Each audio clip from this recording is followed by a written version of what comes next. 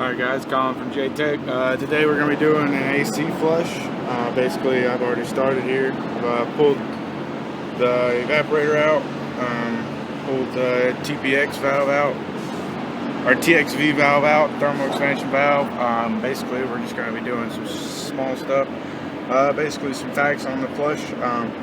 The solvent is sort of like an alcohol-based solvent, so whenever you flush it in here, it's washing out the PAG oil and the leftover refrigerant that's stored in the oil, and it basically dries itself how alcohol, like rubbing alcohol, does on your skin.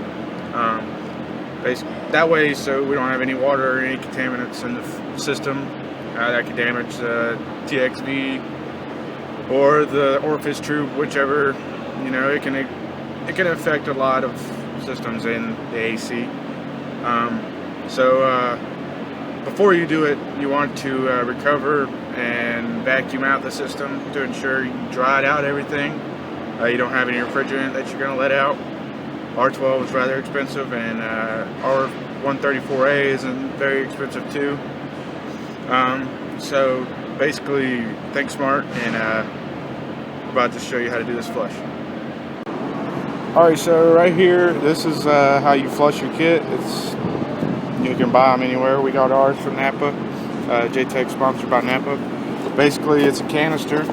You take the top off. The top is a thread, kind of like an air valve, like an air chuck. It screws off. Let's see if I can get it. There we go. And the solvent flush you pour in here. Only takes about a cap full. Air it up. The directions are all along the side right here. This is for what you connect to the top, or down here.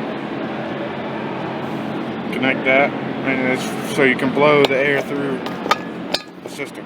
Basically, you're going to be doing it through one of these two lines. I think it is the low side you do first. As you can see, we got a little bit coming out, but whenever you do it, also make sure you use a white rag to catch leftover dye and refrigerant and dirt to show what contaminants you have in your system.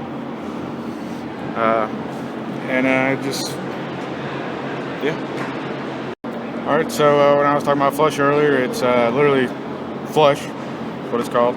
It's an alcohol-based substance to clean out the oil, PAG oil, and the leftover refrigeration. You do this every time. You try to do this every time you take a component off. Make sure you do it correct.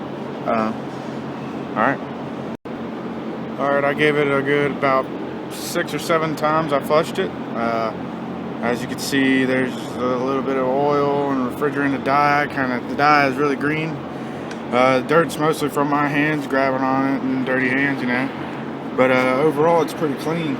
You also want to go through the hoses, and never, ever, ever want to flush the compressor because it will mess it up.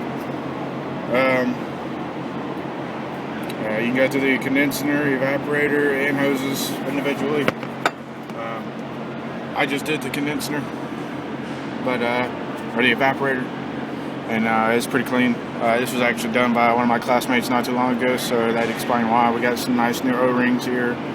Whenever you reinstall all this, be sure to add PAG oil around the O-rings, and to keep this clean, do not let it contaminate with any dirt or anything else like that, because even a piece of lint can screw an AC system up. So that's how to do a flush. Thanks for watching. I hope it was helpful. Give me a subscription and like my video if it helped. Thank you very much. Bye.